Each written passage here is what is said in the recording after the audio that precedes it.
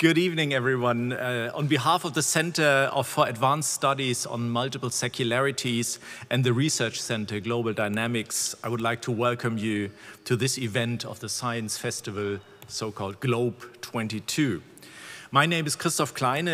I'm a professor for the history of religions, and I run the Multiple Secularities project together with Monika Wohlrab-Saar, who's sitting over there, and you know her anyway. It's my great pleasure to welcome the sociologist Professor Laurie Beaman from the University of Ottawa as our speaker this evening. As our colleague Sebastian Rödel will explain in more detail in his laudation, Laurie Beaman is Leibniz-Professor at the University of Leipzig in the Wintersemester 22-23. She's also an associate member of the Center for Advanced Studies on Multiple Secularities. Her lecture today, which is also her inaugural lecture for her Leibniz Professorship, is entitled, so you see the German translation of it, but the original title should be The Transformational Possibilities of Immanence, the Rise of Non-Religion and its Implications for the Climate Crisis. I'm very much looking forward to her talk and the discussion which will follow.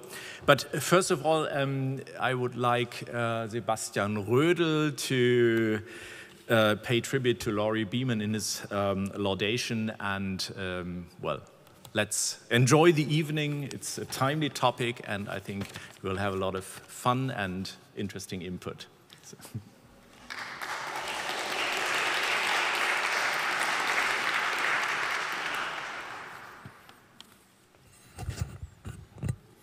It's a great pleasure. It's an honor to welcome, to praise Professor Laurie Beaman from the University of Ottawa.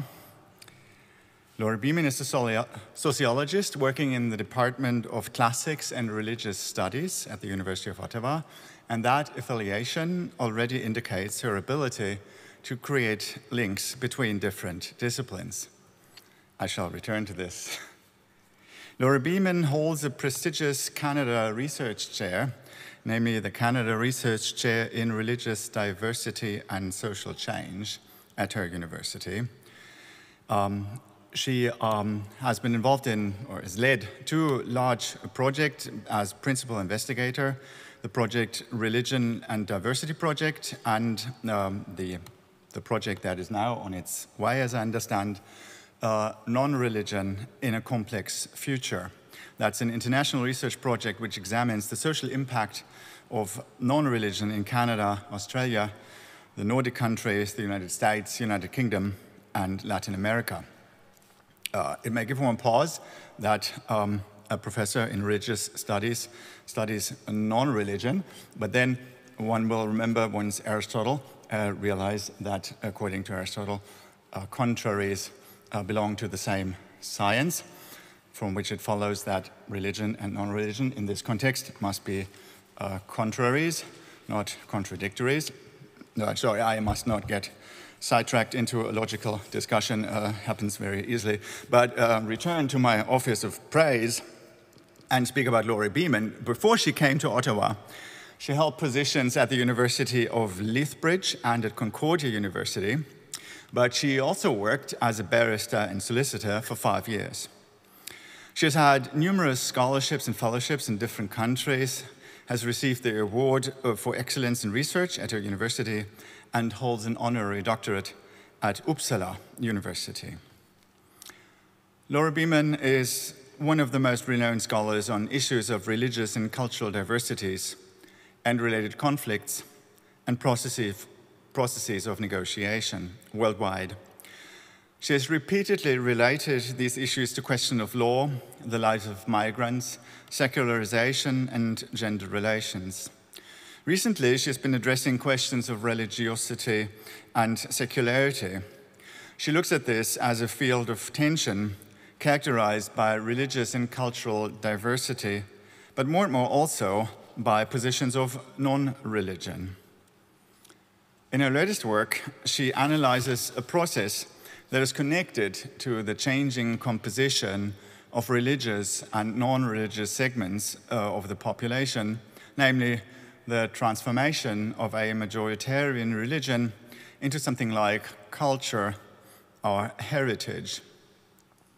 It is due to this profile that the multiple Secularities Center for Advanced Studies in the Humanities and Social Sciences suggested her as the Leibniz-Professor of this winter term. Her profile makes her work interesting to various disciplines in the humanities, as well as in the social sciences at our university. Next to the social sciences, religious studies, and legal studies, this also includes philosophy, since her work always touches on fundamental questions of equality and justice. This creates a link also to the Interdisciplinary Research Center on Social Cohesion at our university. In her recent project, the one I mentioned before, Nonreligion in a Complex Future, the research group focuses on 5 main areas where the impact of non-religion is studied. These areas are health, law, education, the environment, and migration. The research group addresses questions like, how has the rise of non-religion affected the way we think about delivering end-of-life care? How do assumptions about the religion of refugees inform policies towards them? In what ways do religion and non-religion shape how we relate to the environment? All of these topics are of relevance. They need to be analyzed as society issues, as societal issues. But there's also an underlying and inseparable normative question. Let me quote from her website. The core question of my research is, how do we live well together in diverse societies? Many Western countries are becoming more religiously diverse while simultaneously experiencing a rapid rise in non-religion. In my research, which sits at the intersection of sociology, law, and religious studies, I seek to understand these dynamics and explore strategies for creating just and inclusive societies. In this context, Professor Beaman has developed the concept of deep equality, which she distinguishes from other approaches to religious diversity, such as tolerance and accommodation. She argues that these are top-down approaches which reinforce social hierarchies between the tolerating and the tolerated. Deep equality, as she understands it, maps the ways people successfully navigate diversity in their everyday lives through strategies including caring, friendship, and respect. We will certainly hear more about this in the lecture today and the discussion following it. I very much look forward to both. Professor Beaman, we welcome you to our university.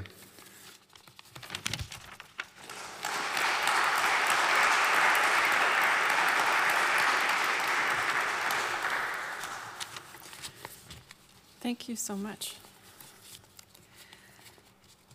It's such a pleasure to be here. Oh, guten Abend. There, that's it for now. The next time, maybe more.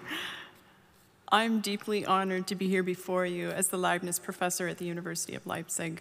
There is no better place to think about religion, non-religion, secularity, and the world we inhabit with our fellow terrestrials.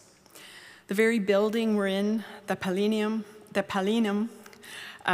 with its trans-immanent presence, the Great Hall in the Gewandhaus with its massive organ, whose sounds often resonate with music written especially for church and Christian praise of a transcendental being, in relation to Leibniz himself, who, while an avowed Lutheran, was also committed to what science and mathematics could tell us about the physical world and social life.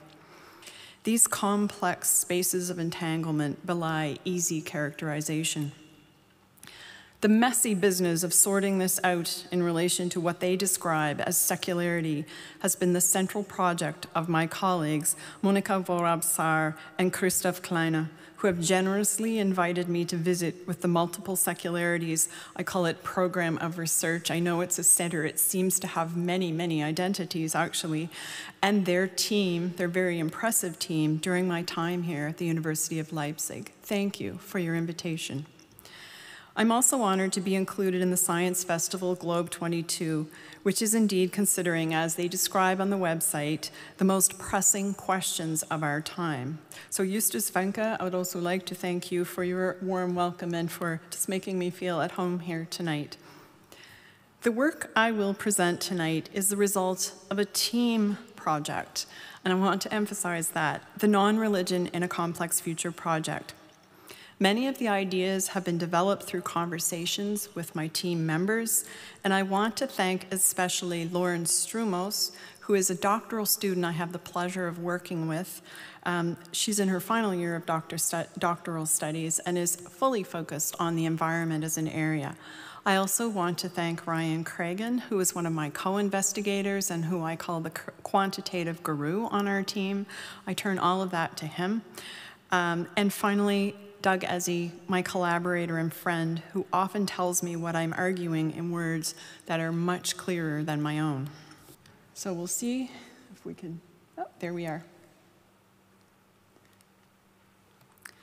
I'll start with Bruno Latour, who, as I'm imagining many of you know, died last weekend. I never did have the pleasure of meeting Professor Latour, but his work has become he's become a conversation partner in my work to some measure, especially around the environment, which is a relatively new area of focus for me.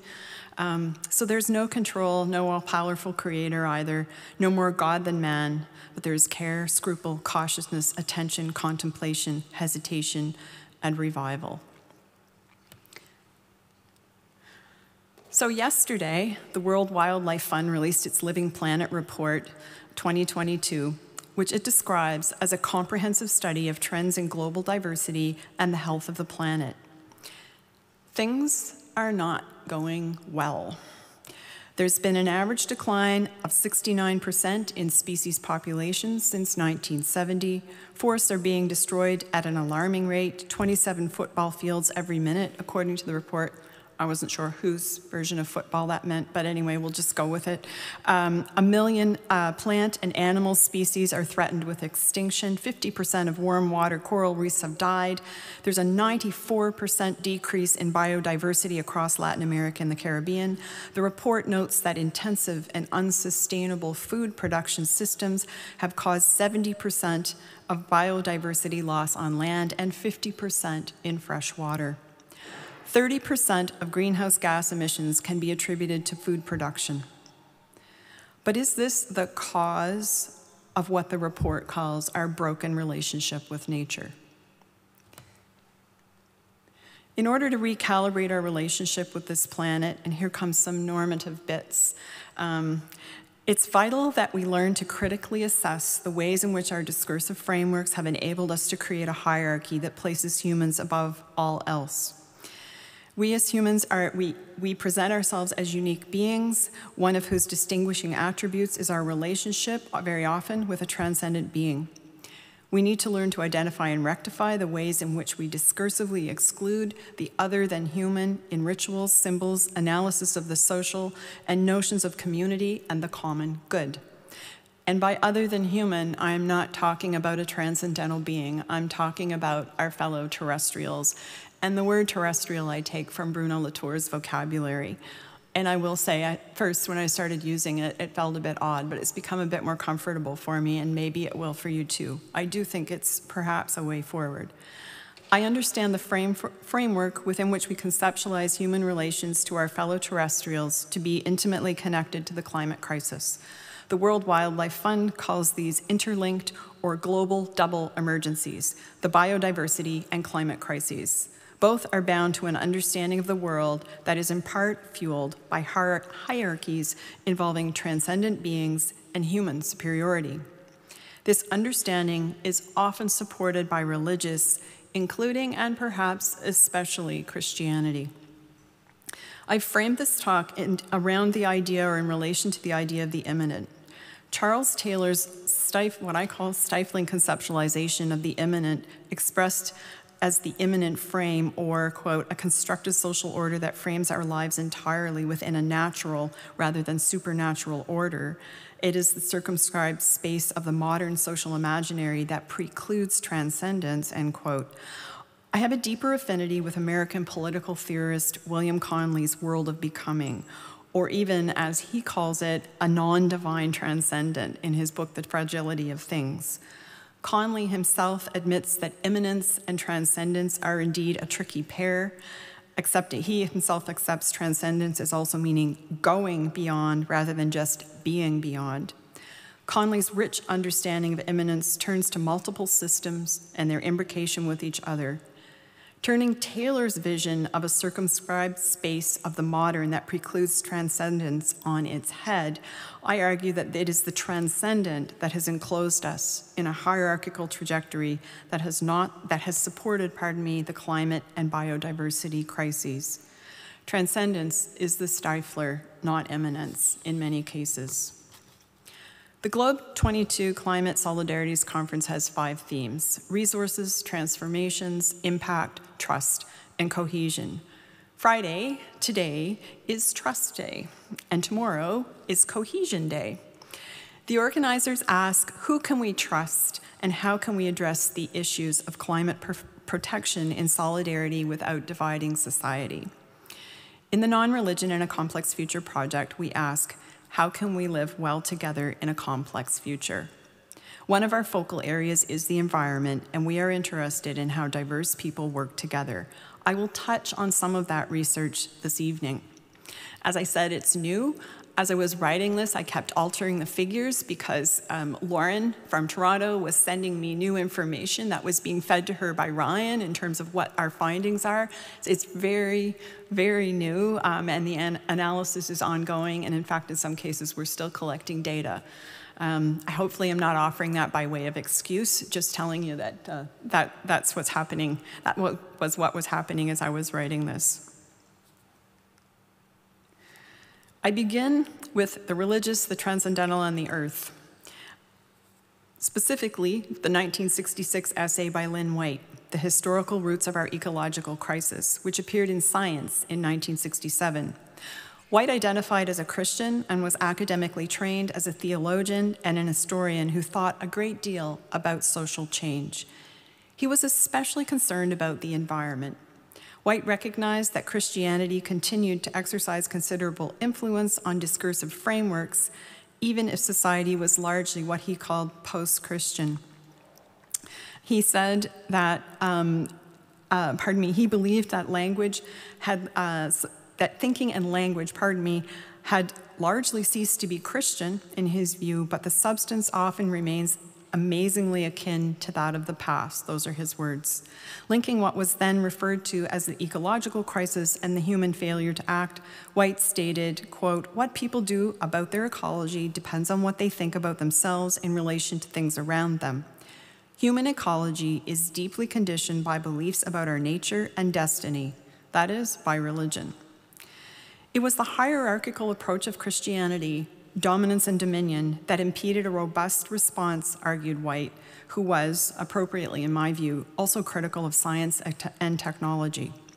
He said, "Both our present science and our present technology are so tinctured with Orthodox Christian arrogance toward nature that no solution for our ecological crisis can be expected from them alone." What was needed, argued White, was a change in Christianity's approach. He proposed St. Francis of Assisi as the patron saint of ecology and saw the solution to the ecological crisis as fundamentally a matter of ethics that required a reimagining of the human relationship to the world. You might imagine that White's piece was quite controversial, and in fact, it's still referred to in many circles, people who are writing about ecology, and particularly people who are writing about religion and the environment. Despite White's perception that he lived in a post-Christian society, 50 years on, it's clear that that's not entirely the case. I should note that I'm not proposing to demonstrate that Christianity is a causal factor in the destruction of the planet. Further, each cultural context, and here I include religious history in the notion of culture, requires its own assessment. And of course, my colleagues, Monica and Christoph, both are quite concerned with historical comparison in their analyses of secularity, and I appreciate their work very much when I'm thinking about this. But the countries that are at the center of my research for the moment are all Christian majority countries. Christianity is a global force, and so its conceptual maps or discursive frameworks have considerable purchase. Oh, sorry, I forgot I do this. So, sorry we didn't get that nice picture. To give you a sense of the numbers, the Pew, in their 2017 report, the Changing Global Religious Landscape, the Pew Research Center found that approximately a third of the global population, or 31%, is Christian, making it the largest religion in the world. Wave 7, 2017 to 2022 of the World Values Survey also identifies Christianity as the largest religious group. Of the 59 countries and territories they surveyed, 38.1% of the total population identified as Christian. Just to give you a foreshadowing of where I'm going to head, 34.9% of people have no religion. In my analysis, Christianities form a context rather than a cause, a system of thought with variations and indeed which changes over time. I am not a theologian. The change in Christianity advocated by White has been slow to come, but there is evidence of it in some quarters. Nonetheless, a central plank of the hierarchical conceptualization of life on Earth, stewardship, continues to have strong vital signs. Human exceptionalism, inferior agentic capacity attributed to the other than human, and speciesism are its companions. For example, Pope Francis' 2015 encyclical Laudato Si on the ecological crisis criticizes, quote, the excessive anthropocentrism of modernity, and calls for a, quote, sense of responsible stewardship. He says humans as stewards are better equipped to protect nature, in his words, and simultaneously tackle poverty caused by environmental degradation. Ultimately, the Pope insists on the uniqueness of humans, and his encyclical maintains human superiority as well as the necessary presence of divinity in his articulation of the nature of the relationship between humans and animals. Christian thought sees human beings as possessing a particular dignity above other creatures. It thus inculcates esteem for each person and respect for others. Our openness to others, each of whom is a thou, capable of knowing, loving, and entering into dialogue, remains the source of our nobility as human persons. A correct relationship with the created world demands that we not weaken this social dimension of openness to others, much less the transcendent dimension of our openness to the thou of God. Our relationship with the environment can never be isolated from our relationship with others and with God. Otherwise, he says, it would be nothing more than romantic individualism dressed up in ecological garb, locking us into a stifling immanence. There is that stifling immanence again that Charles Taylor also writes about. Another example, in his compelling argument for Christian vegetarianism, David Clow says that while we'll never be able to achieve Edenic harmony with other creatures, a Christian appreciation of animal creatures means we must nonetheless take care to walk among God's other animal creatures in awareness of their status as our fellows, seek to promote their flourishing when we can, and obstruct it only when we must. But he's also careful to affirm human superiority. He says, to avoid any misunderstanding, let us be clear that a Christian vision of the meaning of the lives of fellow animal creatures before God does not imply any flat equivalence between humans and other animals. The dominance approach has been largely replaced by stewardship, or dominion has been largely replaced by stewardship, what I admittedly sometimes call dominance light.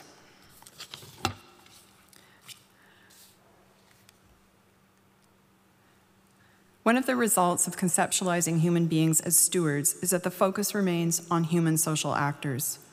From this vantage point, the consequences of climate change and biodiversity decline are frequently conceptualized as being about harm to humans, with under-acknowledgement of the unequal impact of that harm, which is disproportionately borne by those who have contributed least to climate change. Often cited is the unprecedented challenges climate change will have for future human generations. This anthropocentric assessment of harm is, as my colleague Doug Ezzy describes it, narcissistic. It allows for the minimization, denial, and devaluing of the other than human. As White noted, Christianity's arrogance about nature later permeated science and technology. The language of stewardship risks continuing that legacy, even for those organizations whose core mission is to, quote, protect nature. The notion of stewardship has permeated social discourse far beyond explicitly Christian circles and is embedded in conservation councils, nature trusts, and myriad other organizations focused on the environment. The influence of Christianity identified by White permeated social theory as well, which remains largely devoid of an integration of the relationships with the other than humans that profoundly shape our everyday lives, and we theirs. White's critique was focused on religion, specifically Christianity, but he also recognized that social science was missing a key conceptual plank in its failure to include non-human animals. In the decade after White's article, Clifton Bryant took up this argument to argue that sociology, for example, was missing the human-animal relationship in its accounting of social life. In our forthcoming article, Lauren Strumos and I elaborate on the failure of sociology to account for the other than human in its conceptualization of social life.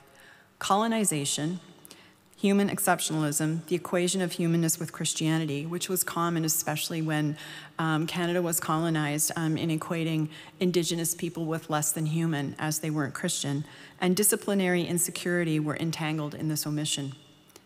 A certain anxiety about the place of humans vis-a-vis other terrestrials continues to underlie social science, sometimes in surprising places.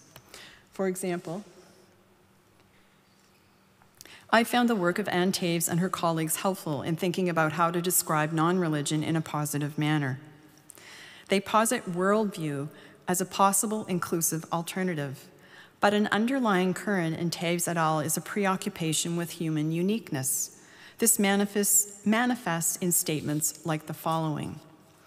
We will introduce terminology that allows us to both connect humans and other animals, bracket, ways of life and big questions, and also distinguish them, bracket, conventional affordances, cultural schemas, and transcendental social worlds. Their statement, for example, that humans differ from other animals in their capacity to articulate and reflect on the BQs, big questions, that is, to approach them as questions and to offer narrative descriptions of and links between situations and events, takes human uniqueness as a given. One final example from their work, and I think that's the one. Not sure. If we extend world-making to other organisms, we can view world-making from an evolutionary perspective, such that organisms make worlds based on their evolved capacities to sense their environment. Due to the limits of its sensory capacities, the world of the earthworm will be far more limited than the world of a human. But from an evolutionary perspective, human world-making capacities are still limited. Even though our evolved capacities are vastly greater than those of other animals and can be dramatically enhanced by new technologies, our ability to make worlds is nonetheless still constrained by our evolved nature. They don't mention our ability to destroy worlds. The emphasis on human exceptionalism in an argument for the use of the term worldview to include religious and non-religious people is curious. And while they rely on evolutionary biology to give this emphasis some credibility, they overstate what we know about the other than human world and ignore a body of scientific research that identifies similar capacities in other terrestrials. This subtle elevation of the human continues the legacy of Christianity that White identified in the 1960s as being especially problematic and impeding a solution to what he called the ecological crisis, what we now call the environmental crisis. William Conley notes the tricky territory this takes us to cautioning against both exclusive humanism in its theological and humanist strains, but also post-humanism. He argues that the focus should be to map human entanglements with other beings and processes. And that's the approach that we're trying to take as well. So as traditional majoritarian religion declines and increasing numbers of people identify as non-religious, there is both space and a need for a new imaginary that focuses on an immanent, more horizontal order that is realigned around equality. I got there eventually. As scholars, we have an obligation to recalibrate our theoretical and empirical work to account for the world around us. Learning to recognize narratives of hierarchy embedded in our theories, relations between social actors, social organizations, and in discursive practices is one of the next steps toward reconfigured terrestrial relationships, the ethics that emerge from those, and the practices that follow. So back to non-religion then and the immanent. The phenomenon of non-religion and its conceptualization is entangled with the conceptual challenges associated with the definition of religion, but also its practice. Nonetheless, as with religion, people self-describe in ways that suggest they understand non-religion to be real. Oh, I'm not religious, I'm spiritual but not religious, I'm atheist, humanist, agnostic, and perhaps increasingly common, I don't care. Non-religion includes irreligion, indifference to religion, agnosticism, unbelief, anti-religion, and disbelievers, and of course atheists, but it cannot be reduced to atheism. And we were speaking before this talk, and I was told that the talk title originally had been translated as what atheism can do for the climate crisis, which is not what I'm talking about. But I thought it was kind of interesting that it had been reduced to that one category. So just to give you a sense of non-religion around the world, or no religious affiliation. I realize I'm taking a bit of a leap there between no religion and no religious affiliation and non-religion, but this is what I have to work with. So just quickly going over these, the USA, 45.5% have no religious affiliation, Canada, 44.3%. You can see Britain is quite high. All of these countries are involved in one way or another in the project, and for your information, for those of you who don't know, Germany is according to World Values, at about 34.9. No matter what we call this, and there's a contest over the negativity of the term non-religion, what is pertinent for our purposes this evening is that a significant number of people in countries that have historically been dominated by Christianity have begun to describe themselves as non-religious. We're waiting currently in Canada for the decennial survey results, anticipating that the number of non-religious people will again go up, but I'm also interested, for example, in the number of conservative Christians and so on. So I'm interested in religion, non-religion across the board. So as you might expect, there are a range of historical trajectories. We can see, for example, post-World War II, there's a flurry of religious activity and belonging. In Canada, a flurry of church building, the baby boom. And then in the 60s, there's a glimmer of a shift. It's not really traced so well in the statistics. You start to see just a marginal rise in the number of people who are non-religious. But you can hear it in music. You see it in the feminist movement. You see it in the environmental movement. Rachel Carson, really interesting when she writes, she draws on biblical text as well as science in her argument for the environment. So it's a really interesting combination, messy space of secularities, if I dare. And I refer you, if you're interested in this, to Callum Brown, who's written some interesting history on some of these shifts. In Quebec, a province defined by Catholicism, people stopped going to church. And like here, churches are demolished. But not by socialism. Something else is happening in Quebec and some of the old churches that are torn down during that period. So something begins to shift, and it's also in this moment that Lynn White publishes his critique, his rather controversial critique. And while he locates the solution to the ecological crisis in Christianity, other ethical frameworks emerging from reconfigured social relationships begin to emerge. And so we find ourselves here. Affiliation with institutional religion, particularly Christianity, is in decline. It's not going anywhere. It's not going to disappear, but it is in decline. Immigrants have reshaped the religious landscape, and in colonial societies like Canada, indigenous spiritualities have inserted themselves into public discourse as a necessary consideration for equality and inclusion. and the way forward in Canada specifically, but also in Australia and New Zealand and a number of other countries as well. Religion, especially majoritarian Christianity, has not disappeared, but nor does it shape the social landscape with its past force. In this diverse, complex context, there are new ethical possibilities that fold in science, diverse forms of community, a wide range of life stances, a commitment to living well together, reconfigured enchantment, and an imminent commitment to world-repairing practices. And it's quite apparent that we need new language to help shift our perspective. This is where, as I've mentioned, I've found Bruno Latour's language of the terrestrial to be helpful as he tries to pull us back to Earth and to dismantle as well the human, non-human, animal binary by using this word terrestrial.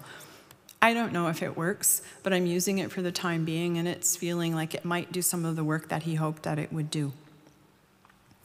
So let's turn to immanence, or what William Conley describes as a philosophy of becoming in which the universe is not dependent on a higher power.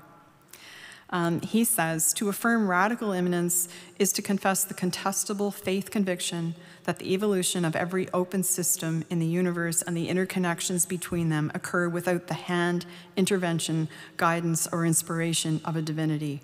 Kind of like Foucault, Conley has his own language that you have to lean into a little bit. By entering the discussion through a world of becoming, we challenge both the quest for eternal salvation and the possibility of human mastery over nature, according to Conley. To see what this looks like on the ground,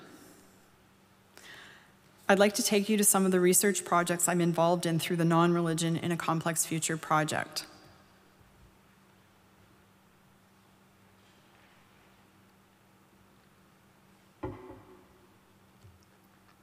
I started with 3, and I had to jettison one in the interest of time, and I still think probably I'm a little bit long.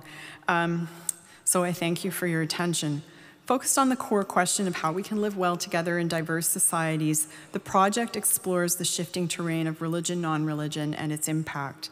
Of particular interest to us are emerging ethical frameworks. The decline in Christianity has resulted in an imagined world of immorality, longing for meaning, and an attributed yearning by the non-religious to fill the gap left by their non-religion. We're interested in changing moral frames, but without assuming that losing or diminished Christianity makes humanity immoral, or at least in the countries we're talking about. Rather, it is emerging frameworks, including an ethos of equality, that intrigues us. In their book on the decline of Christianity in Canada, Leaving Christianity, Brian Clark and Stuart MacDonald state, "We do not regret the end of Christian dominance. That has made possible diversity and tolerance, which, as Christians, we embrace." Happy to say that Brian is also a member of the research team. Equality folds in respect and humility. The shift is manifested in a heightened concern for the consequences of human actions on the life worlds of other terrestrials, a perspectival shift that asks, as does my Tasmanian collaborator Douglas Ezzi, what matters to wombats? You can tell he's Australian. It manifests in statements like turtles know turtle things from one of my interviewees in a project I've done on sea turtle conservation activism. Our intuition is that the shift away from a hierarchical ordering of terrestrial life is leading to a more horizontal, egalitarian, and respectful way of engaging with the other than human world. Our research is attempting to map the structure and content of that through a number of entry points.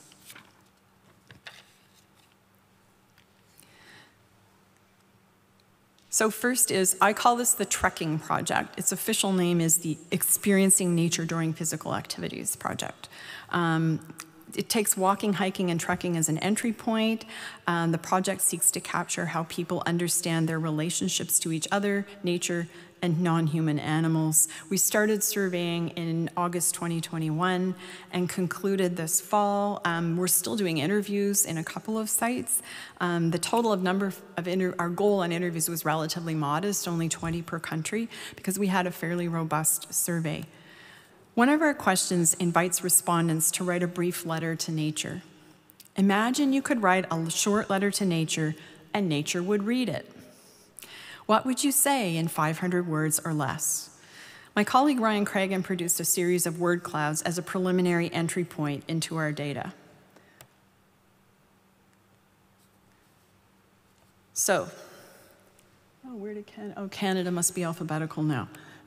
So, pardon, gracias, nature, nature story, human, thank you. That's from Australia.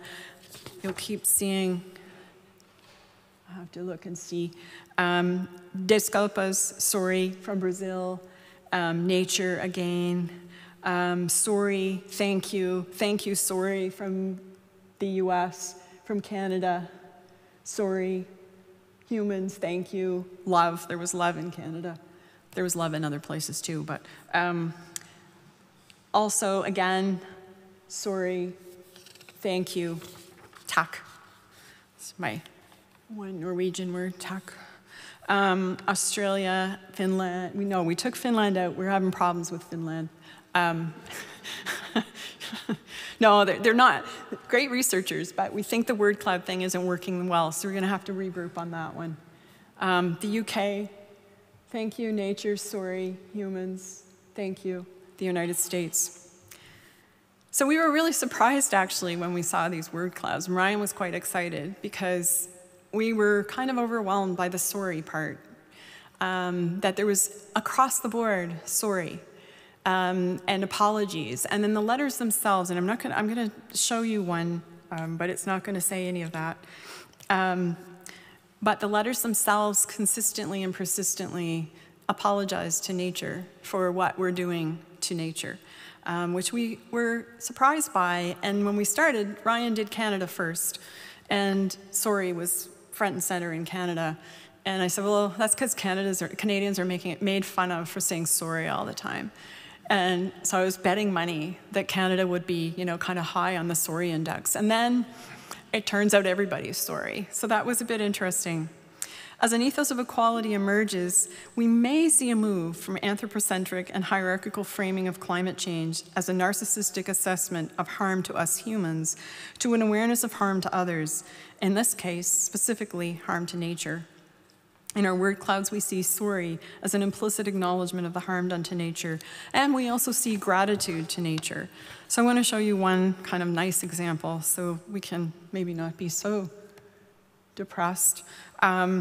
Dear nature, you're so beautiful. From the setting sun, I love the vibrant colors you produce and watching them dance on the water. When in a forest, I can't get enough of your aromas. It sounds like a love letter.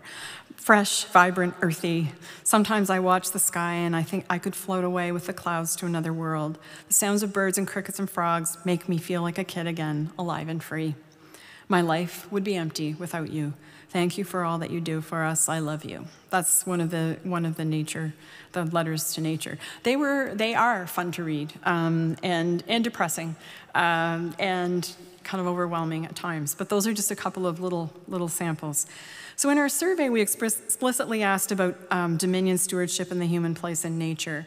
And you'll get a sense that dominion has kind of disappeared from our conceptualization of nature. Humans are stewards of nature. Humans are to take care of nature. Still has a fairly strong purchase. Humans are part of nature. Humans and non-humans are equals. Not bad. I mean, you can look at the percentages for yourself. Humans should respect nature. Fairly high percentages. And we haven't really done a lot of work to make sense of country differences, if they're significant, and so on. But this was just a preliminary look at some of what we're seeing around stewardship, dominion, and the human place in nature, and humans being in nature. Our data may suggest that people are experiencing the world in a less hierarchical way, particularly in relation to non-human animals. In two open-ended questions, survey participants were asked to describe a memorable experience in nature and explain why it was memorable.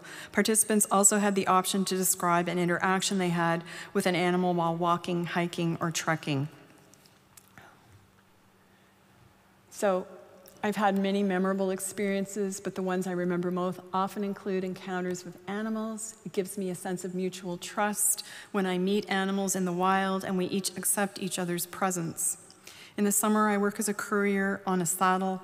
Last year, I looked after cows at Valdres, and I had to go up the mountain every day and bring cows home for milking.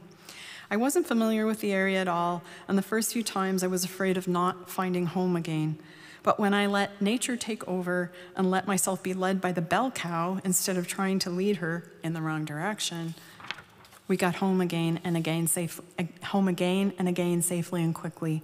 So most of the most memorable experiences I take with me must be those where I experience that everything goes well as long as you fight with instead of against nature.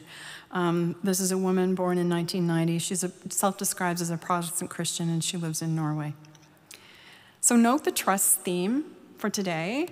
And so who should we trust is a core theme of the conference. And so we should trust the bell cow, apparently. Just wanted to throw in the conference theme today.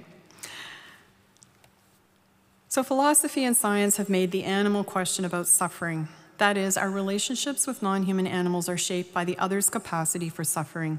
In other words, the amount of harm we can or should do should be regulated by capacity for suffering in the other. But suffering has a limited capacity to shape meaningful and ethical relationships with the other-than-human world, in that it fails to value the other in and of itself, and facilitates hierarchical relationships that depend on human assessments and measures of what constitutes suffering. We see an alternative narrative in our research, one that is premised on equality and that values the life worlds of the other than human. While some scholars have taken this in the direction of the post-human, we're instead focusing on the recalibration of the human place in the world, and in the process acknowledging that other terrestrials have their own place, lives, and being. At least that's what we're observing.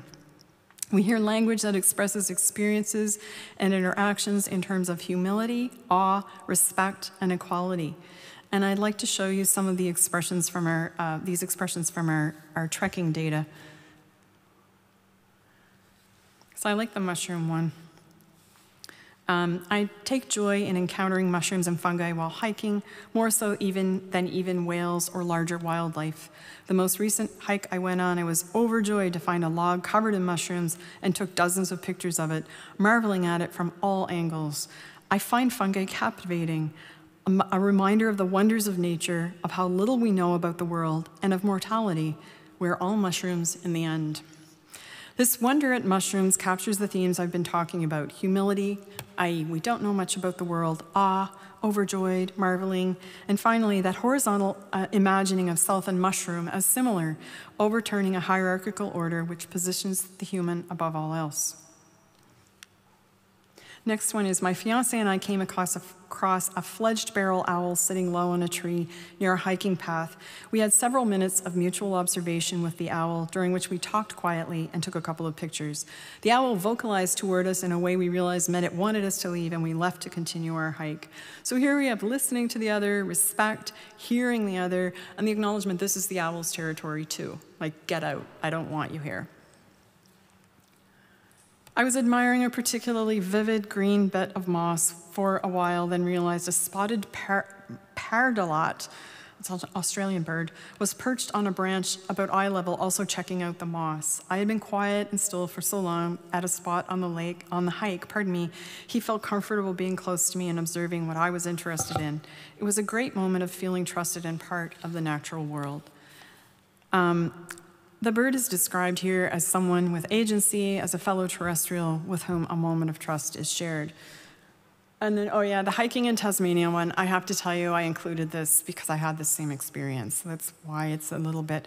Sitting on a log on the Western Arthur Range, a black snake approached along the path. We saw each other at the same time. I fell backwards off the log, and the snake retreated back to where he came from. It seems we were equally keen to avoid confrontation. And when I read that, I thought about a hike I went on actually with my friend Doug and his wife, Kira. And I was the third person back, and every snake in Australia, in Tasmania is poisonous and can kill you, apparently. Maybe they just told me this to terrify me, I'm not sure. But I was third person back, and you should never be third person back in the hike, because apparently what happens is the first two people rattle things up a bit and get the snake agitated, and then the snake bites the third person. So I didn't get bitten, but I did see a black snake, and I screamed, and it looked at me like, just shut up already. I want out of here as much as you don't want me here. And it was really interesting when I read this to think, yeah, it was kind of like that for me and the snake as well. So I had to include that one. So what of science in this ethical turn? It's important to note that our respondents draw on scientific research to understand the other than human and fold scientific knowledge into their narratives about their own experiences. This is the sciences identified by Latour as opposed to that big science that he critiques, which Latour saw as a grand truth mission performed by a few experts whose authority is unassailable and which, he argues, politicizes the sciences. It is the latter, sciences, that are the more modest, contextualized, and even humble articulation of the sciences at the service of humans and non-humans alike, produced through collaboration of the human and non-human animal collective. Uncertainty, or as William Conley would put it, becoming, is endemic to this collaboration. And this science is aimed, at understanding the life worlds of the other than human, not for the benefit of humans as it's traditionally imagined. So I'm thinking of some of these works. So Finding the Mother Tree, Suzanne Simard, who's a Canadian researcher, her work is reported or mentioned by Germany's Peter Wolleben, who mentions her work in The Hidden Life of Trees, which has become kind of a worldwide phenomenon. Frans de Waal considers non-human animal intelligence and the ways we measure it in Are We Smart Enough to Know How Smart Animals Are? And there are countless books of late that draw on scientific evidence to describe the life worlds of non-human animals. Our participants also mention indigenous knowledges and wisdoms as in the work of indigenous biologist Robin Wall-Kimmerer. And we are seeing mention of indigenous knowledge a fair bit, not just in Canada, but in Australia as well, and the United States. And we haven't analyzed that yet.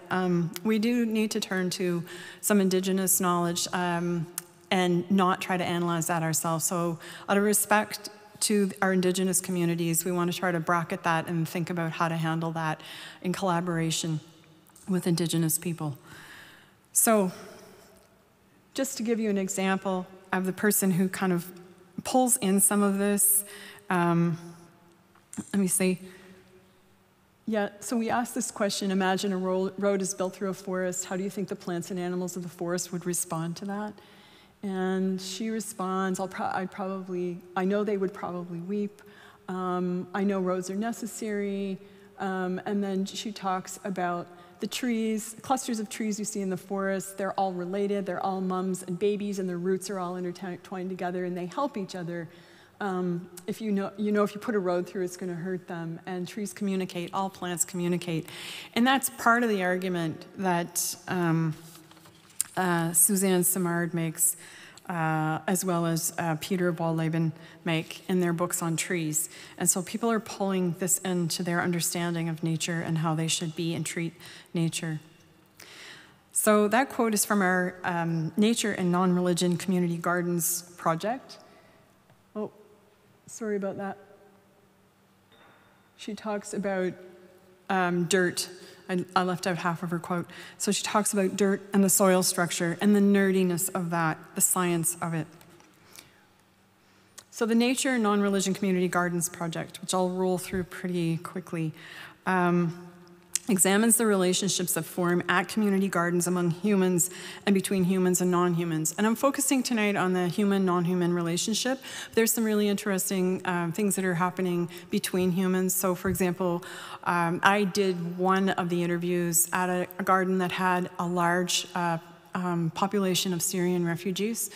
And so listening to them talk about plants from home and how that connects them to home and to each other, and sharing plants, and sometimes not sharing language, but being able to connect with other people in the garden through the sharing of plants has been a really interesting thing to read about. And I'm sort of skipping over that. There's a lot to talk about in this data, and we're still analyzing it, as I said. But here tonight, I'm just kind of focusing on the human-non-human animal relationship, because I was sort of pushed, well, I don't want to say pushed, that's not fair. I was sort of encouraged, said, well, you could do something controversial. So I thought, okay, I'm going to do that. So I'm focusing on human, non-human animals. So this project, looking at community gardens, we have about 100 interviews, and again, we were still kind of updating those numbers. And we've tried to do this by sites, so we've tried to have 3 or 4 interviews in each site so we get a sense of what's going on in a garden from different vantage points. And we also have all kinds of people who self-describe as both religious and non-religious. So we have a really wide range. At the Syrian garden, we had Muslims, and in some other gardens we have Muslims as well. But probably the predominant religion, and I don't have this data for sure, but it's probably, if people have a religion, it's Christianity. So, and I should mention too that all the names you see are pseudonyms. So Maria, it's back to what I said. Now, Maria is particularly, she relates this to religion, but most people don't. Maria is a bit unique. I was force-fed religion at school. I could never swallow that, the domination of the earth sort of thing. I know I've tried to. I just felt that we fit in with, we're just another animal on the earth. It was the religious thing. People were put here to dominate the earth, and I couldn't handle that. So here we see this explicit rejection of dominion, but also a clear statement about the human place. We're just another animal. Then we have Emma. We're part of nature. It's more than just gardening, I feel. So the web of life thing is really frequently mentioned by people. It includes everybody that's around me, including the plant life, all the animals. She uses the word respect. And the value of the other than human in and of itself. So this relational stance creates an ethics that relies on a horizontal rather than vertical or hierarchical imaginary of life. And like I said, I'm breezing through these a little bit quickly. She connects it to nature too, and water flowing through us, so literally a part. Matthew, we're all interconnected. If you knock one relationship down, you're going to suffer for it. As I get older, life is precious, and it doesn't take much to throw out the ecosystem. And then he says there's no vile weed. As a gardener, I don't know if I agree with him, but anyway, it's just a misplaced plant, and that's how I've always looked at things. And again, we have mention of indigenous knowledge. And last, Geronimo from Argentina. I believe we're all brothers and sisters, and I believe we all come from Pachamama, and every animal, we're all fruits of Mother Earth. So, I don't want to show you that yet. So, there is other research showing, and I'm in the conclusion now. You may be relieved to know. There's other research showing a link between non-religion and the environment, some of it also describing new relationships with nature from which ethics are arising. In their study of Quebec youth, Jean-Philippe Perrault and his research team have noted that their interviews show evidence of a new morality and a new way of imagining the world that is linked to the environment and nature, which is, they argue, given special authority. Nature is given special authority. In a recent article by Valerie van Moelicum and her team, which is entitled, What Do Non-Religious Believers Believe In? They report on the results of a 10-country study of non-religious people, which examined non-religious people's beliefs and worldviews. And they found that patterns of non-belief could be sorted into 3 worldview belief sets: scientific worldviews, humanist worldviews, and caring nature-focused worldviews. But I have to say that when I looked at what was presented as scientific, I saw a lot of similarity to some of the quotes that I see here. For example, talking about underlying biological or physical systems, like we're all part of the web of life, and so on. So I might, it would be interesting to look at their data a little bit more closely. They also found that care for the earth and natural laws were among the global top 10 most frequently mentioned belief worldview categories amongst non-religious people. So I want to return for a moment to the WWF report I introduced at the beginning. In his message in the opening pages of the report, which is entitled Code Red for the Planet and Humanity is in brackets, the Director General of the WWF, Marco Lambertini, writes, Today, We know that there are consequences. Some of them are already here. The loss of lives and economic assets from extreme weather, aggravated poverty and food insecurity from droughts and floods, social unrest and increased migration flows, and zoonotic diseases that bring the whole world to its knees. Could I mention that I'm so happy to be here in person, by the way? So that's the opening statement. So these statements draw on that anthropocentric narrative that values nature for what it can do for humans. I don't fault the WWF for doing this, as humans are self-interested beings, and there is a particular truth to what he says. But there is another narrative or framework that's necessary for the shift needed to address the climate and biodiversity crisis, as White argued 50 years ago. And the report does this too. We need to restore, oh, sorry. That's also, I want to go back there. The report does this too. Our society is at the most important fork in its history and is facing its deepest systems challenge around what is perhaps the most existential of all of our relationships, the one with nature.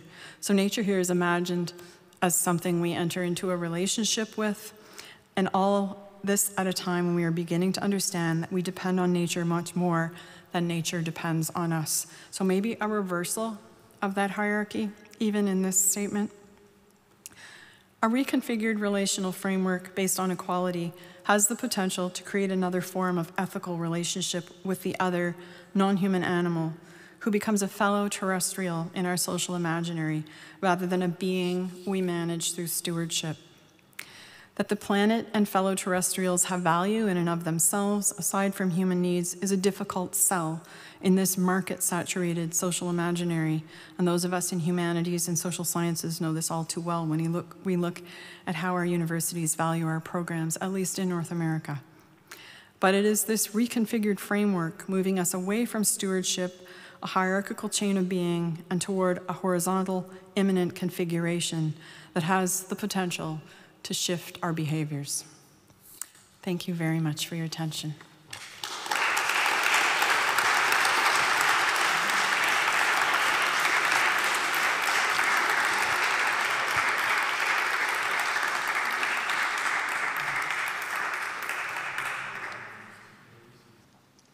Monika, do you want to start, perhaps?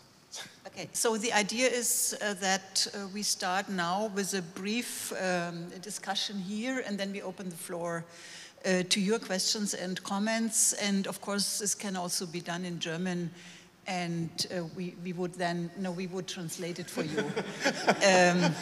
But if what you said. if someone doesn't feel like comfortable in asking English, then it's possible to do it in German as well. This is a difficult terrain now because at least I'm not like, this is not my field of research, not my field of expertise. Obviously we are all like related to this issue necessarily, but it's more like a lay perspective that I have on that. But let me ask you, maybe would like to start with one question. This issue of stewardship versus equality, or a more equality standpoint. And I was asking myself when listening to you, what exactly is it that we are seeing in what you present us also in terms of your data? And my preliminary answer would be we see like a new narrative, you put it that way, a new rhetoric, a new language that obviously becomes, that is, I mean, it's not like completely new because it has been there in much earlier times. I mean, this language of care and immersing oneself in nature, so there has been present like in mystical, Christian mystical representations, probably also from other religions. It has been present in the representations of new religious movements, but it's certainly something new. I would agree with you that this has like spread for good reasons and has become much more relevant. However, my intervention would be, is it more than a rhetoric? I mean, I wouldn't say that rhetorics are not important. Obviously, they indicate that something is changed, that there is a growing sensibility for these problems of dominating nature, and that what arose from it. But nevertheless, it's a narration or narrative. And if we sort of move to the issue of political decisions, of trying to change things, aren't we not then necessarily back on a level of stewardships? You're doing your interviews not with the turtles, but with people who feel responsible for what happens to purples. And can they be something else than stewards who take greater responsibility for the consequence that human activity produces in the world? Thank you, Monica. I mean, when we've been doing this work, one of the things that I keep saying to the team is, I don't care what people believe, I want to know what they do. And that's why we want to move outside of the mere belief thing, so we're trying to pay attention to what people do. If we step outside of the research that we have, and we'll continue to pay attention to what people do.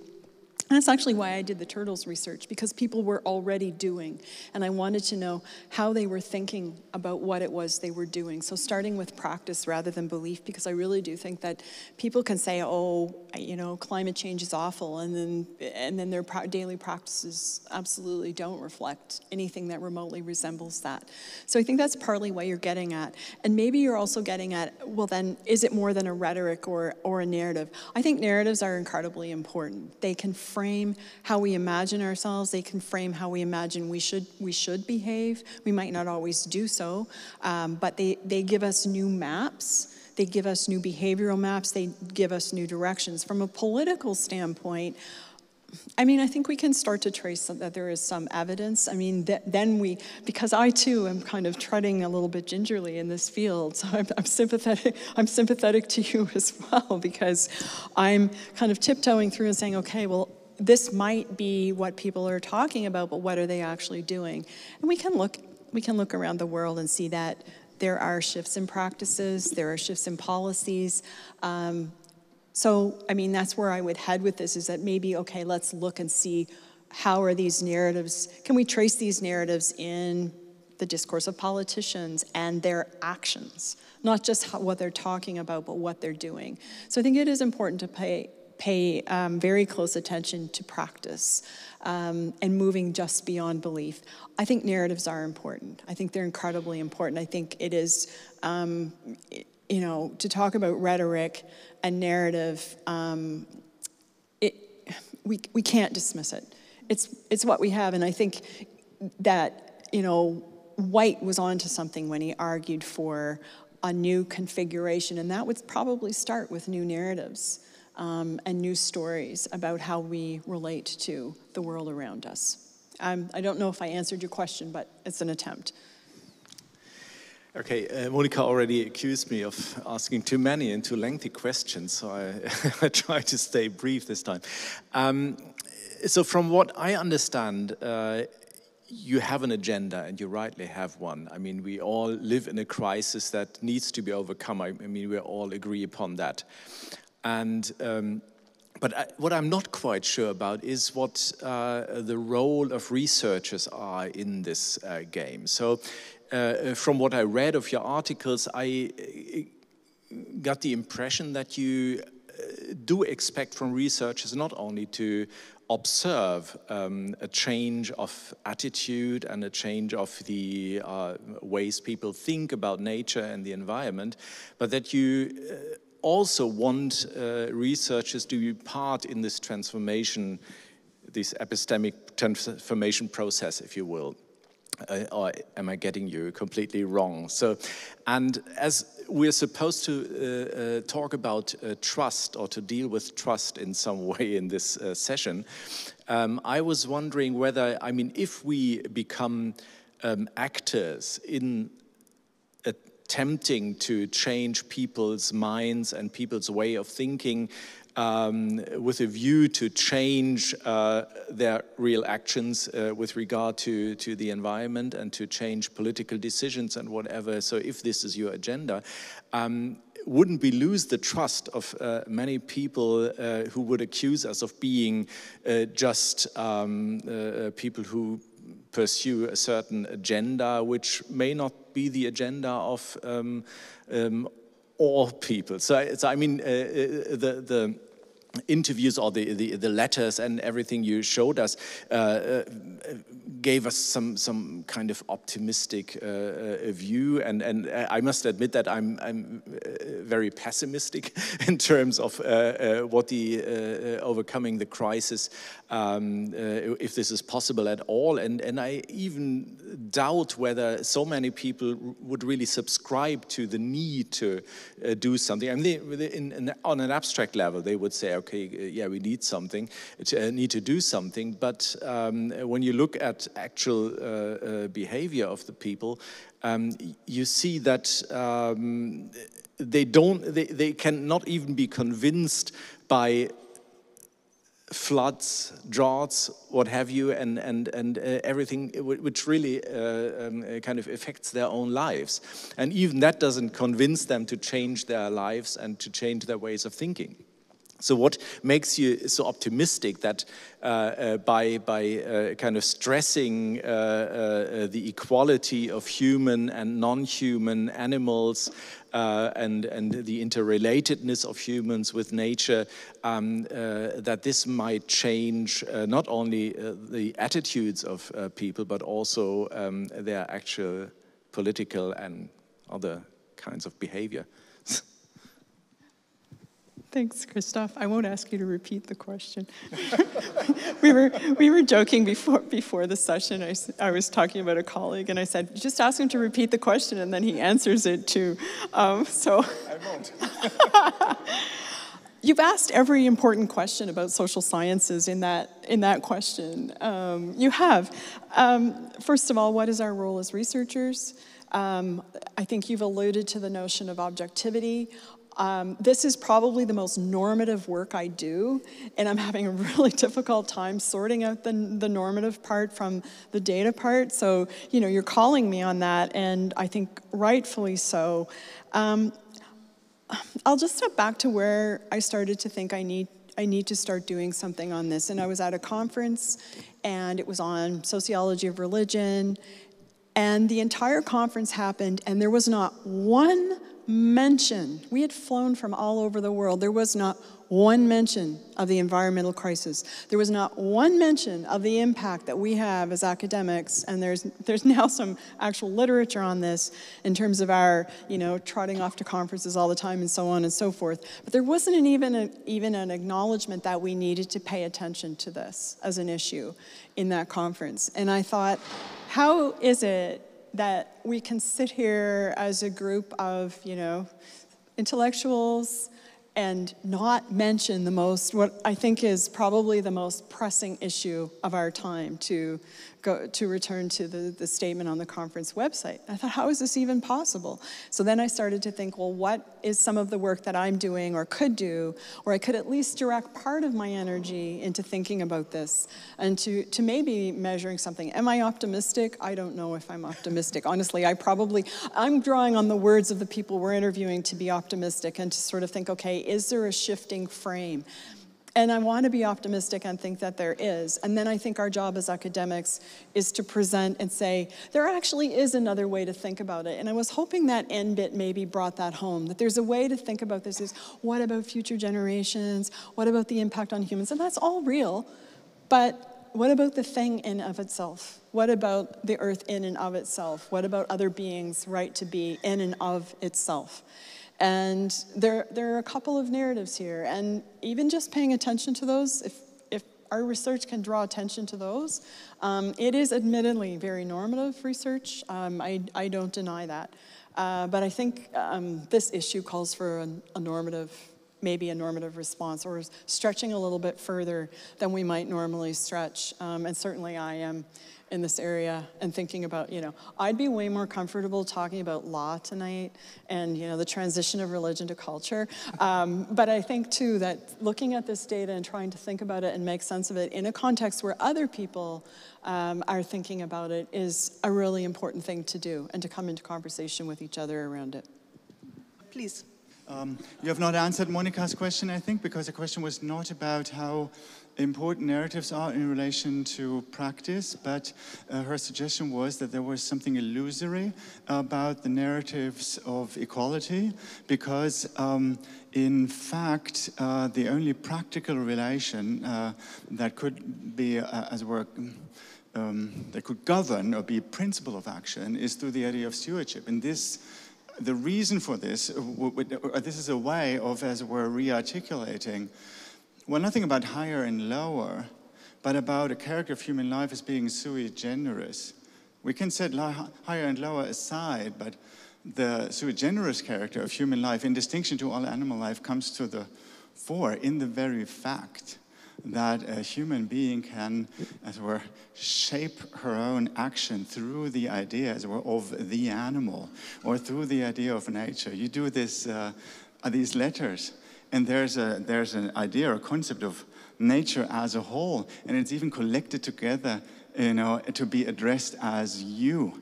And this is a form of activity that's governed by such ideas, which I just think, this is how I would begin to explain what is sui generis. Not higher, but sui generis in human activity. And that this would, as it were, determine the form, the practical form, of relation in such a way as to, call into question the intelligibility of the equality that you were opposing to stewardship. Thank you.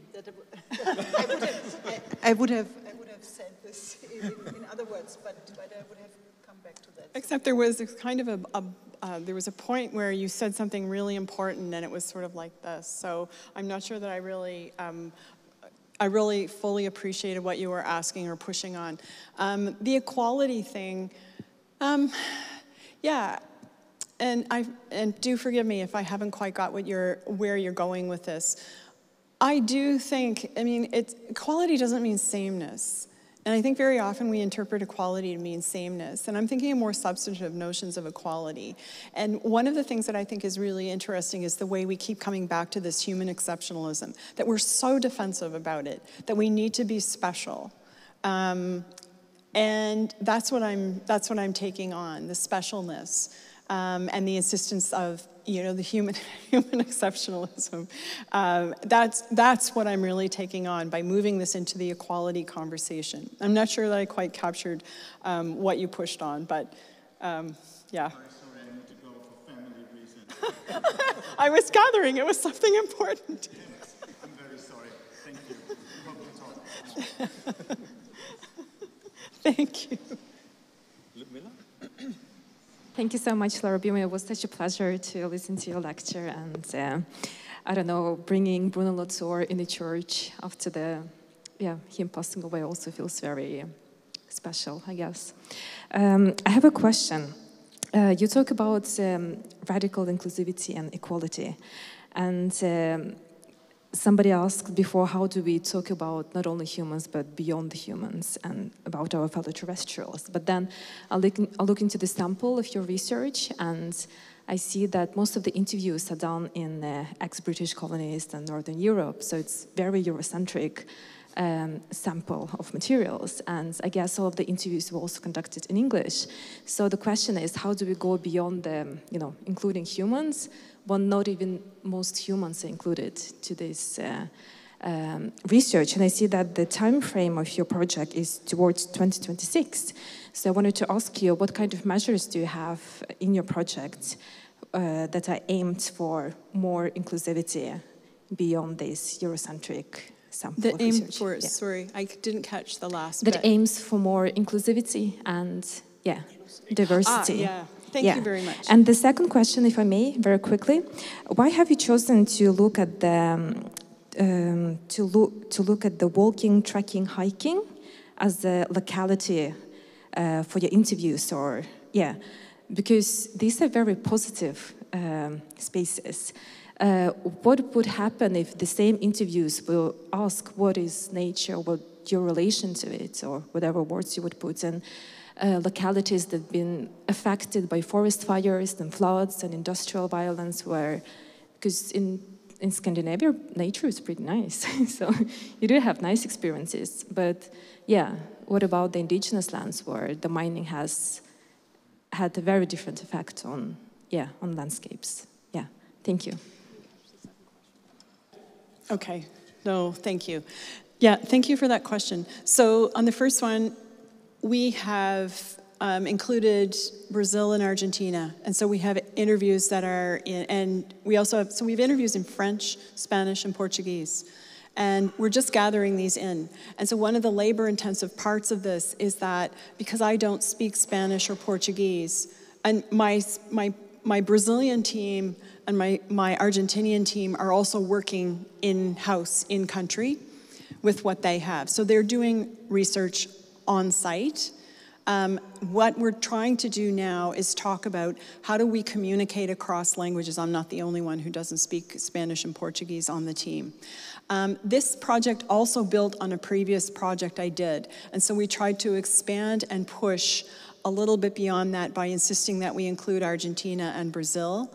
But we haven't, you're right. I mean, so we have a liaison relationship with the team in Turkey, and we're starting to develop ideas, and they're trying to map onto our project. So this is part of the EDI agenda, as we call it, although I don't see including Argentina and Brazil as necessarily fulfilling that mandate, but it is looking at the global south in a way that other projects haven't been when we're thinking about non-religion. So that's part of it. And then we have various internal strategies for ensuring, for example, that we support students who are not from the Northern European countries. So in part, it was a pragmatic decision to build on that in something that would be supported by our granting agency.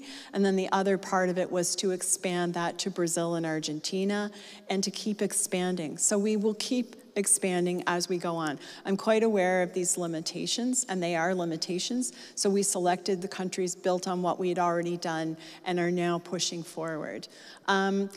Looking at land, so the Indigenous question is a really good one because we have limited Indigenous expertise, and right now in Canada, the way that we decided to handle that was that there are teams who are explicitly and exclusively Indigenous teams who are researching similar issues, and that's not our purview, that their voices need to take control of their research and their research agenda and their data and their knowledge. And so that's the way that we've handled that. And then I'm in touch with colleagues who are Indigenous to keep the conversation going around that, as I, respect that this is not my knowledge. This is knowledge that belongs to someone else. So when I mentioned we have a number of people who are not Indigenous, who mention Indigenous knowledge, we need to seek Indigenous expertise and knowledge about how do we handle that data. How do we think about that data, and how do we fairly represent Indigenous peoples? And if we're even entitled to do that, even though we have data where people say, oh, look to our Indigenous peoples. So what do we do with that exactly? So we'll be calling on particularly people with Indigenous knowledge and Indigenous experience to help us work through that, and whether that's something that we can even, that we can even deal with, that we're entitled to deal with. I don't know that we are.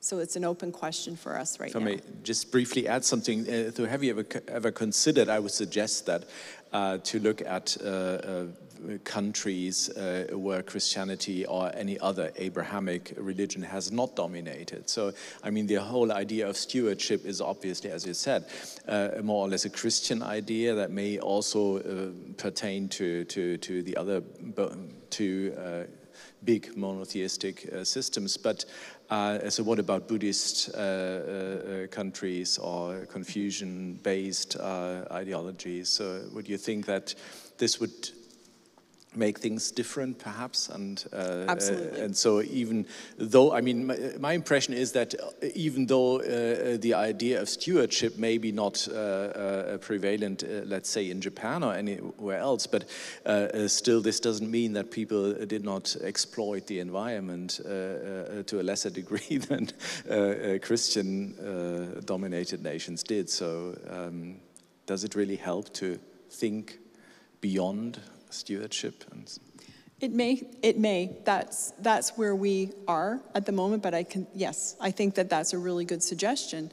But I also tie and think about stewardship and the links between, if we think, about the links between stewardship, Christianity, and global capitalism. So we can't just say, well, these aren't all Christian countries. You're absolutely right. They aren't all Christian countries, but it is a global system. And so from that perspective, I think whether stewardship any longer, as White said, it's kind of moved on. It's moved into other realms that can't be described as Christian. But I still think we have to look at the power of that narrative and the ways in which it has been exported. Looking at other countries, yes, we simply chose these. And now we're looking to other partners to say, what else is happening around non-religion, the environment, and so on. We'll focus on this, we'll finish on this, but we'll stay in conversation. As I said, we've been partnering with a Turkish team to try to think, okay, what happens when you're not talking about a Christian majority? What happens when you're talking about a Muslim majority country? And what unfolds then? Now, whether they're going to take up the environment as one of their areas, I actually don't know. They've been still doing reading and thinking about how they want to plan their research, so they may not take up the environment. A lot of what you said seemed to be based on a fundamental distinction between the religious and the non-religious. But as you mentioned, non-religion can take very many different forms, and obviously there are huge differences within each religion, let alone between religions. Now, I wondered whether your interview material suggested that the fundamental divide was between religious and non-religious people, or whether there were equally significant divisions between different types of religion or different kinds of non-religion. Thank you for that question. I'm going to sidestep it a little bit by talking about the research I did with, I always call it my sea turtle research, but yes, I didn't interview sea turtles. I interviewed people who do sea turtle conservation. And there I was focused on activity that people shared who I had people who people who identified as evangelical Christian pastors. I had people who identified as atheists, and yet they were all focused on this one project of ensuring the conservation of sea turtles. And so the divide there didn't exist in some ways. There was no religion, non-religion divide. There was a shared commitment to sea turtle conservation. There were other divides.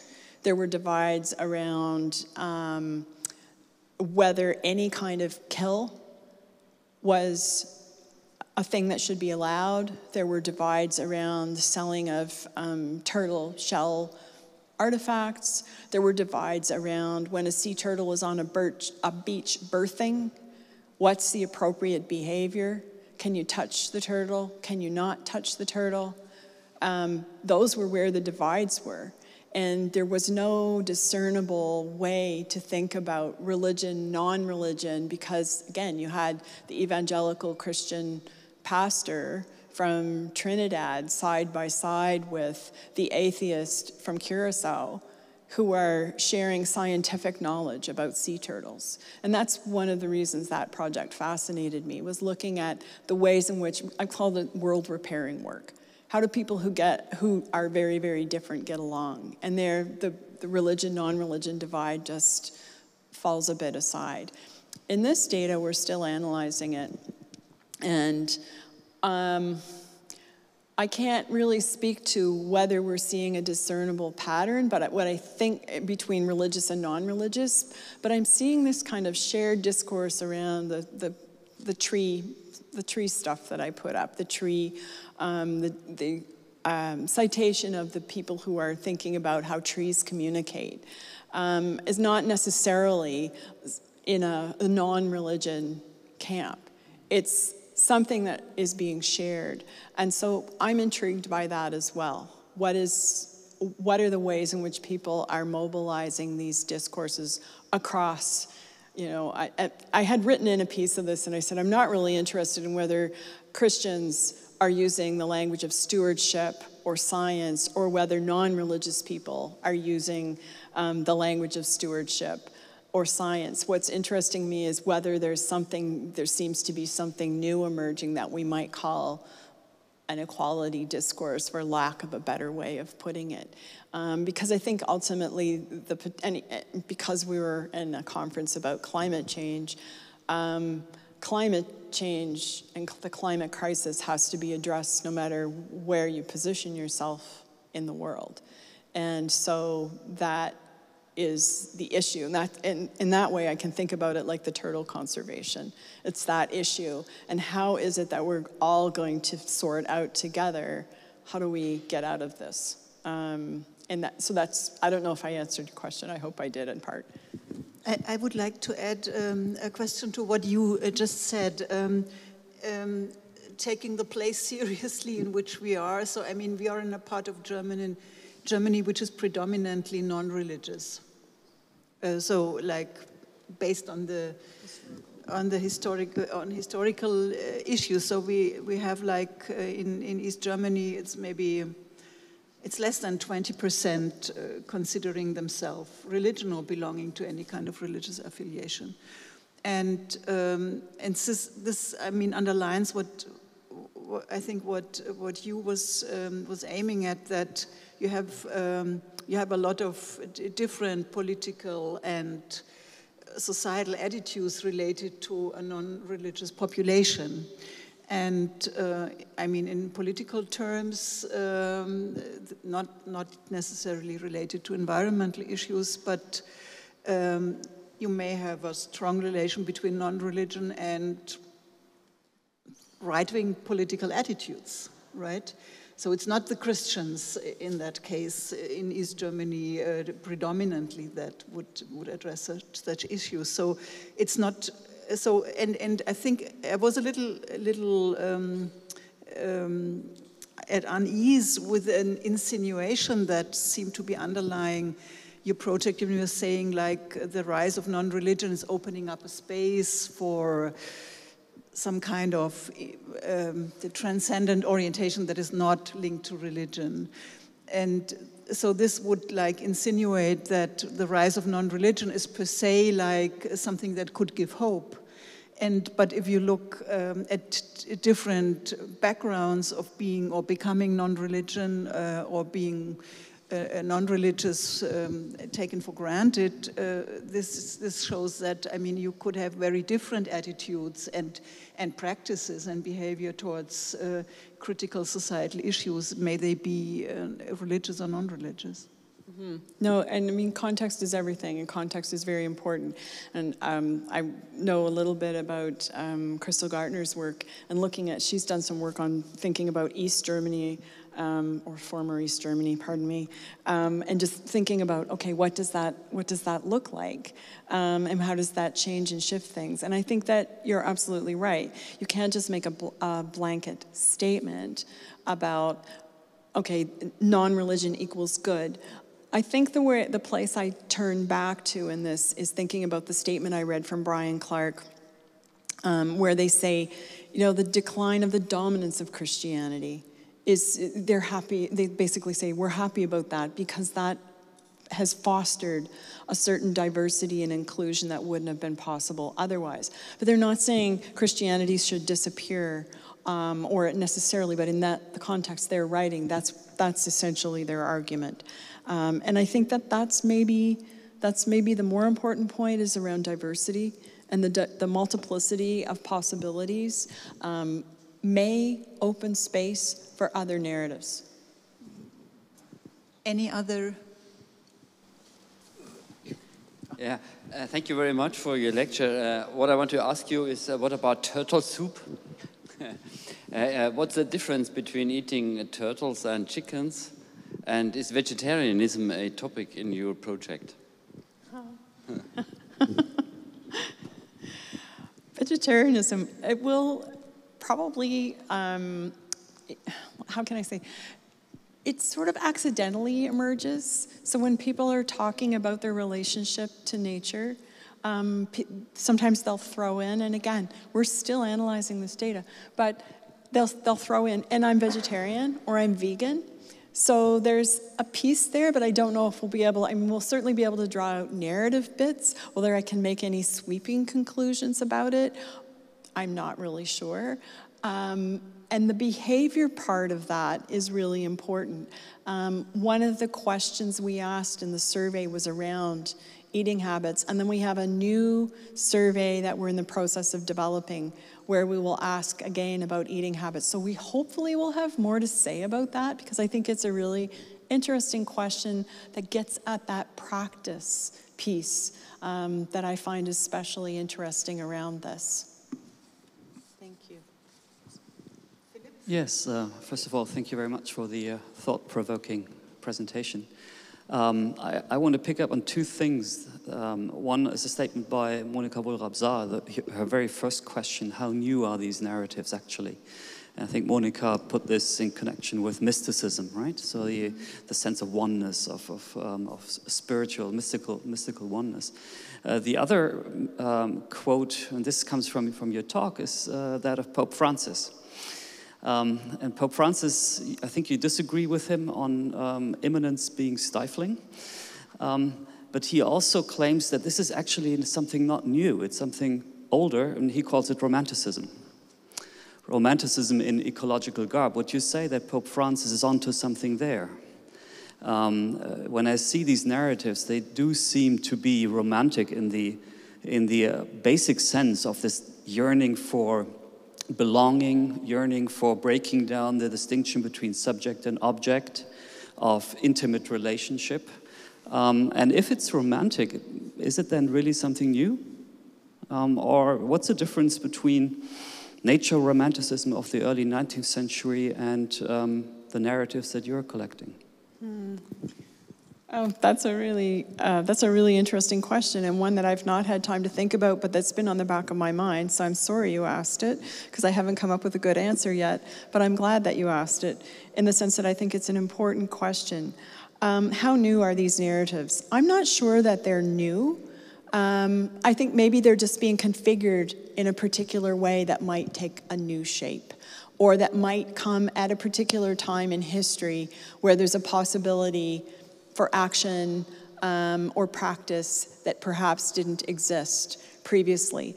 The romanticism piece of it, yes. Because when I'm looking at these interviews and I'm thinking about this, and I thought, these really sound very romantic. So you've hit something I think that's very important about this. I don't like the word yearning, though, which you've taken us back to. Very Charles Taylor-ish, very imagining, the buffered self as somehow not open to possibilities and so on. And part of the project is admittedly around thinking about asking that question, well, what do people who self-describe as non-religious do and believe? I'll come back to the turtles research again, because the turtle research, because there, I didn't hear that romantic yearning. It's very focused on a specific project. So I'm not sure if we're going to see that same thing as we move through these interviews a little bit more carefully, because unfortunately, the people we're talking to in this, while they're engaged in hiking and walking, They're not necessarily engaged in a shared committed project like the turtles, the turtle conservation project. So I'm not answering your question particularly well. I do know that. But I appreciate the question. And the fact that you've asked it tells me that I need to keep thinking about this, quagmire of romanticism and thinking about how do we think more about what people are telling us, about what they're experiencing and their imagined relationship with nature. They're not, or their actual relationship with nature, not necessarily imagined. I don't know that they're necessarily new narratives, but I think that things come together around particular constellations that may mean that there are new consequences, or that they're taking a different kind of shape, or that they're combined with new kinds of community, or we're at least thinking about community differently and science differently. I'm not sure. But I think there is something in the configuration of it that may be worth our attention. So if there are no other questions, I would use the opportunity to ask another one. And I mean, you didn't mention the problem of ethics explicitly in your talk, but you wrote about it in an article I just read. And I was wondering, so, and this somehow relates also to the question that Sebastian Rödel asked you. So you rightly point or highlight that it is not justifiable to think, as many people do, that all ethics must be based on religion or any notion of transcendence. So, and I would agree that religion has somehow occupied the topic of ethics and morality, and there's no need for that. But still, you need some foundation for an ethical position. So where do you derive your values and norms from? And I was wondering, when you're talking about the equality of human and non-human animals, for instance, so can we seriously claim this equality when the ethics which demand this equality are purely derived from human thinking? I mean, it's us who are negotiating the relationship of human beings to non-human beings, to terrestrial beings, as you put it. But it's a completely human undertaking. And so are we not, to some degree, neglecting the rights of animals? What's the position of animals who are invited or who should be treated as our equals and beings we're interrelated with and connected with, but they have no voice? I mean, they cannot take part in the game of establishing new ethics. And so I was wondering whether you ever thought about that. I'm writing down your question. Sue Donaldson and Will Kimlicka have thought a lot about that, actually. Yeah, and they've thought about what do you do when non-human animals can't speak. So they have a variety of kind of strategies for dealing with that. I also think that we underestimate, we say it's a human undertaking, but it isn't entirely. There is, if you will, some non-human animal voice in this, whether it's a flood or whether so there is a kind of, if we completely erase the other than human from imagining that participation, I think we're going right back to White's complaint that we imagine ourselves as these lone ranger thinkers who get to determine, and we don't.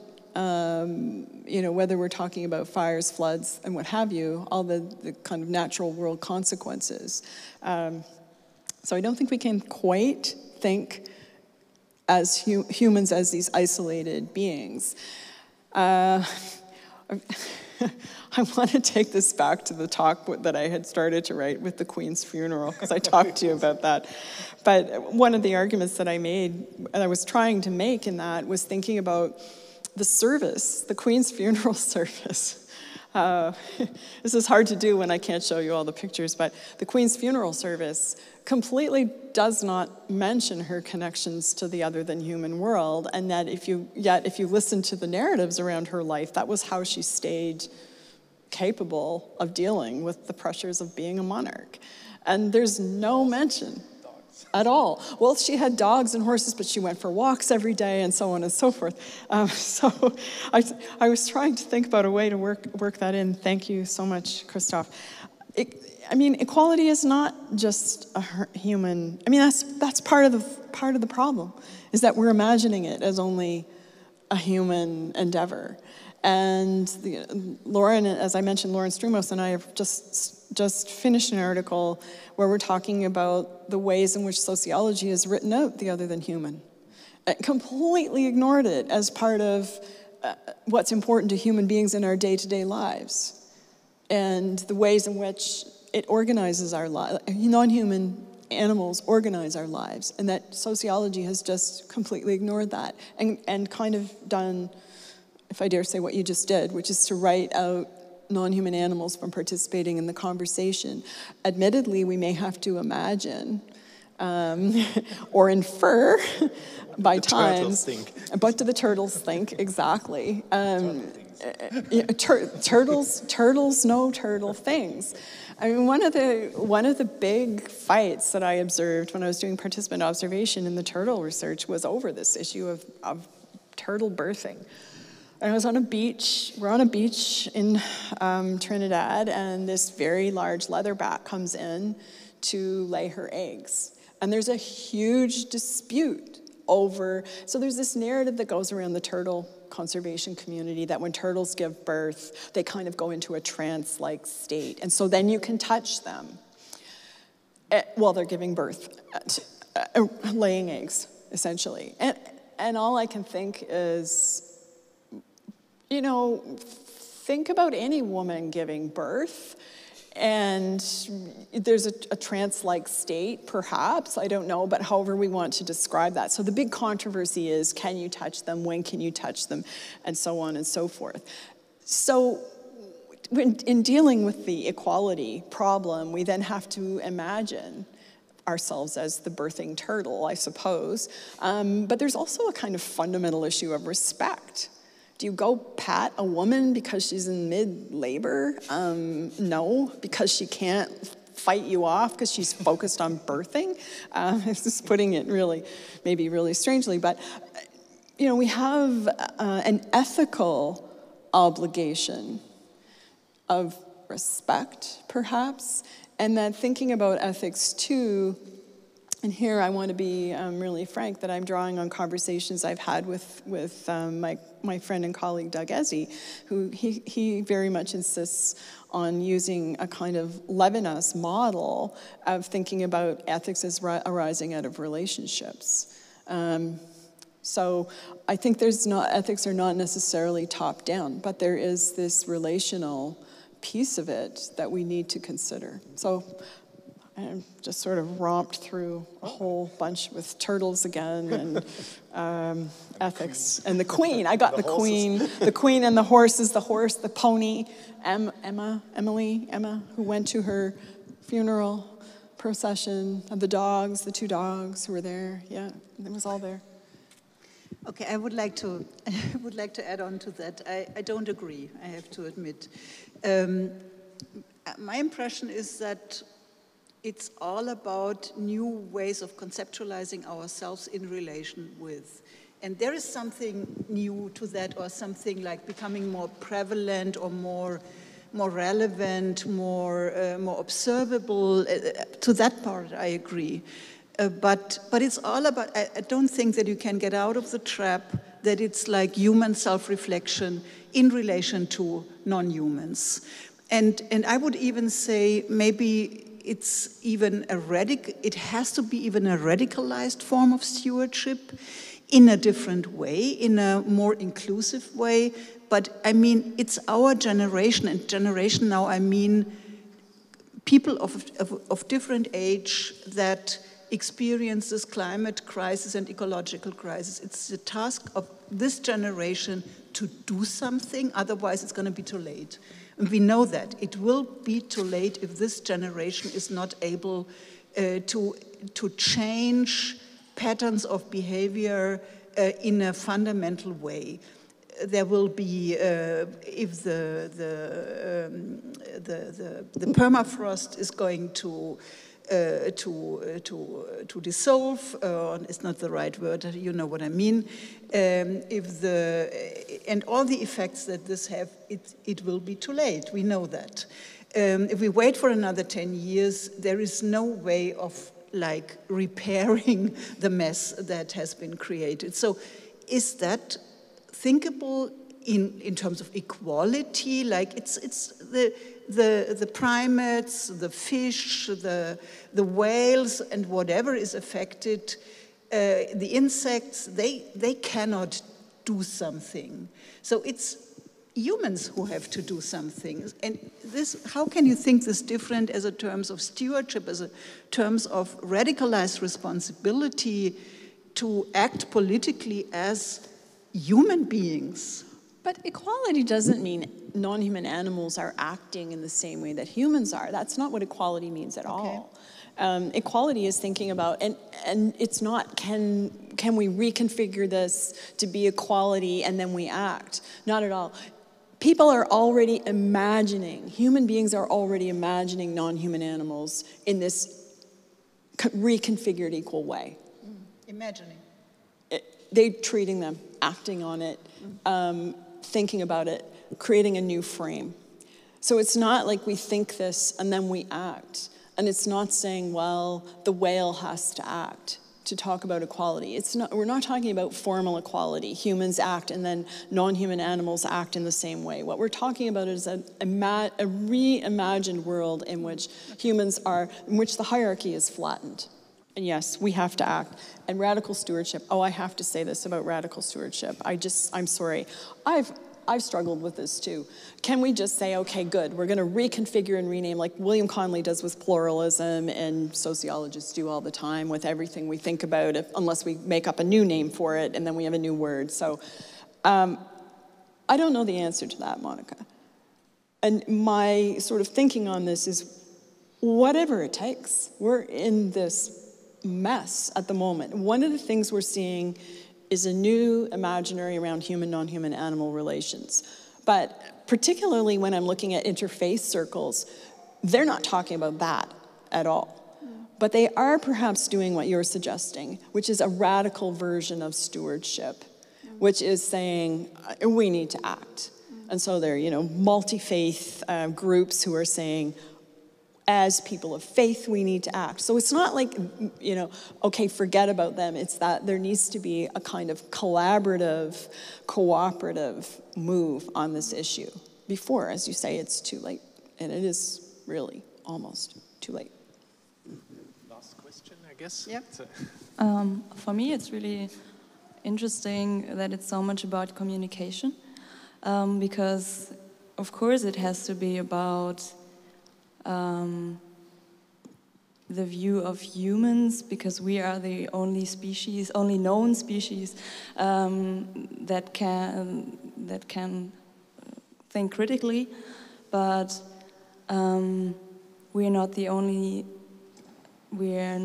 animal that can communicate. Like, we have to learn to watch and to listen to animals. And they communicate with us in different ways. And when we start to give them space, they show us what they need. And I remember in biology in like sixth grade or something, we had like this pyramid where the human was on the top, and every one of us was like, that's not right. And then we had this different graphic that showed us a circle where every animal and the human were together. And I think we're already starting to listen, and many organizations are already starting to act. And of course it's about humans, and it will have a positive outcome for us too if we start doing that.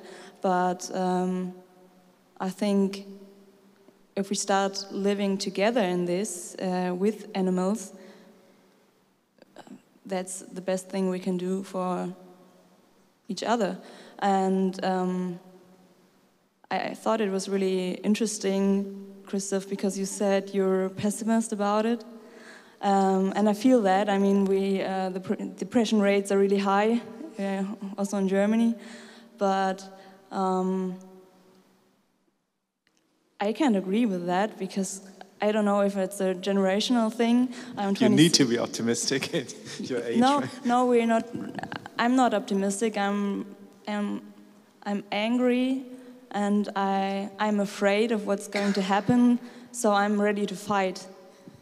And yeah, everywhere around me, I see people that are ready to fight, even if it's just with little things like changing your diet. And you say you don't see many people that are acting, but I see so many people that are acting. Not enough, let's say.